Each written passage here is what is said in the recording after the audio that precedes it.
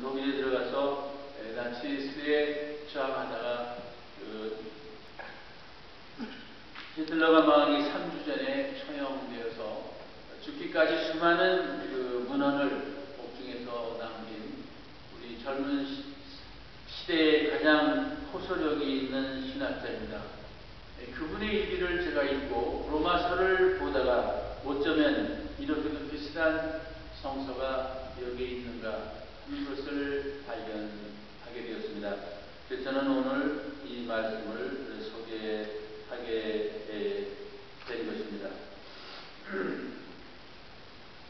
이태리의 한 수사가 27년 동안 수도원에서 세상에서 자기 삶을 다 마치고 돌아오는 신부님들, 사제들의 죽음을 임종을 보살피는 사제가 있었습니다. 그분은 27년 동안 수많은 사람이 자기 품에서 보살핌 속에서 세상을 마쳤는데 그분이 수많은 죽음을 이렇게 보살피면서 말년에 하나를 발견한 진실이 있었습니다. 그 진실이 뭐냐 하면 사는 방법은 수만 가지인데 죽을 때 보면 꼭 그 사람이 산 모습대로 죽더라라는 것입니다. 그 말은 죽음과 삶이 다르지 않다는 것입니다.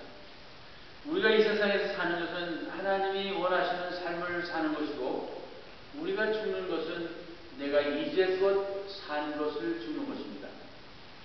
전두환 선생님이 오래 사는 것도 아마 산 것이 없으니까 죽을 것이 없어서 앞으로 더 오래 살으셔야 되지 않겠나 그런 생각도 하는데 하여튼 우리가 산 것이 없으면 죽을 것이 없다는 것은 틀림없는 이 진리입니다.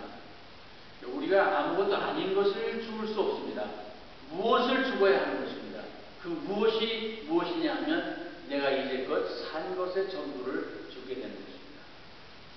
여러분이 장례식에 가보면 여러 현상이 있는데 죽음이 서서히 시끄럽게 일어나서 그 죽은 자의 삶에 대해서 증언하는 것을 여러분 볼 수 있습니다. 누가 무슨 말을 하지 않아도 장례식에 가면 그분이 어떻게 살고 어떻게 죽었느냐를 우리는 감시하게 됩니다. 여러분 사람은 지식으로 아는 것이 아닙니다. 이 내면의 통로에서 오고 가는 영적인 선이 있습니다. 그 선에 의해서 그 사람이 살아오는 것과 그 사람의 죽음이 그 의미가 그 뜻이 담긴 것이 다 보여집니다. 인간은 마지막 자기를 인간이 마지막 들키는 것이 자기의 죽음입니다. 그의 죽음이 우리에게 증언입니다.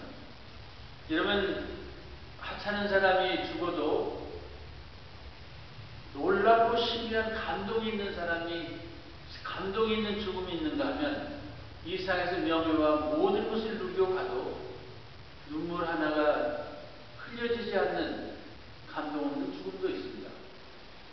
여러분 교우들이 세상을 떠날 때 보면 그런 느낌이 있습니다.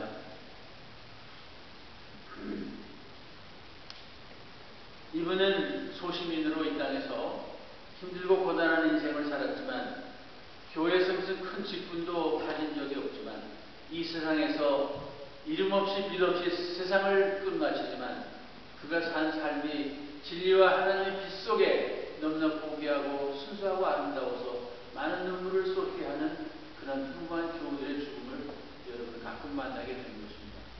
우리는 은밀하고 신비하게 하나님과 하나님의 빛 속에서 어떤 삶을 살았느냐 하는 것은 그분 개인의 재산이며 위대한 유산입니다.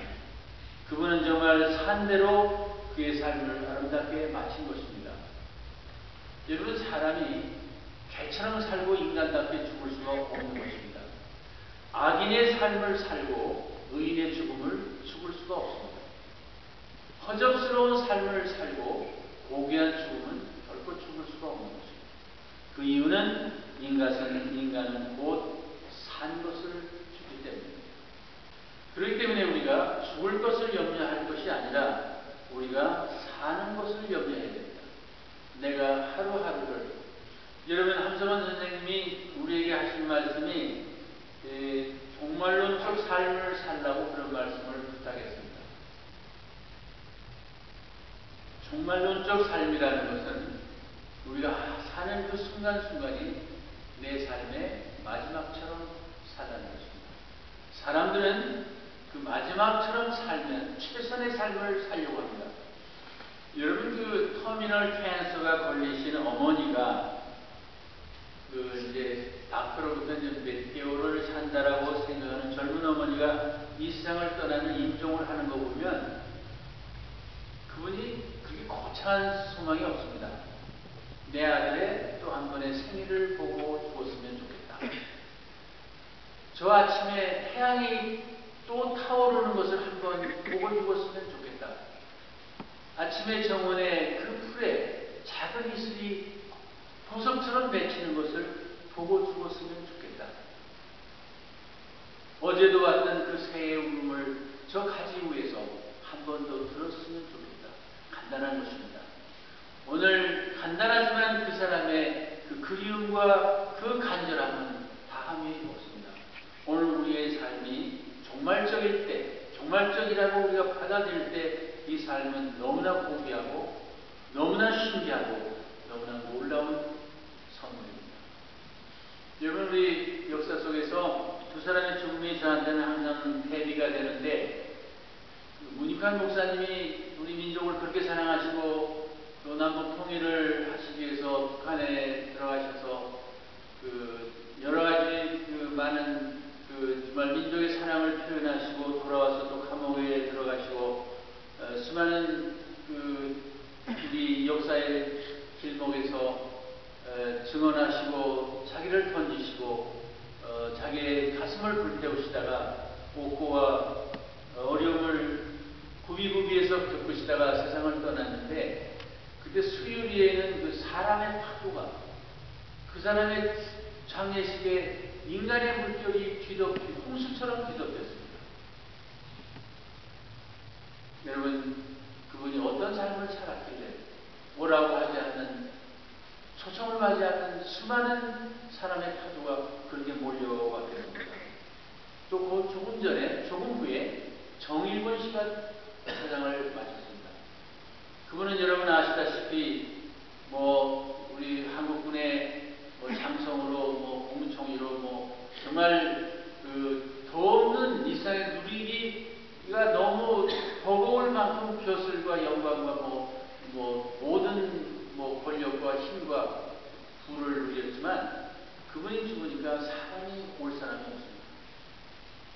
정승의 개가 죽으면 사람이 오지만 정승이 죽으면 사람이 안 온다듯이 정승이 죽었는데 사람이 안 와서 관제로 불러다가 사람들을 공권으로 불러다가 한 200여 명이 간신히 감동 없는 장례식을 치렀습니다.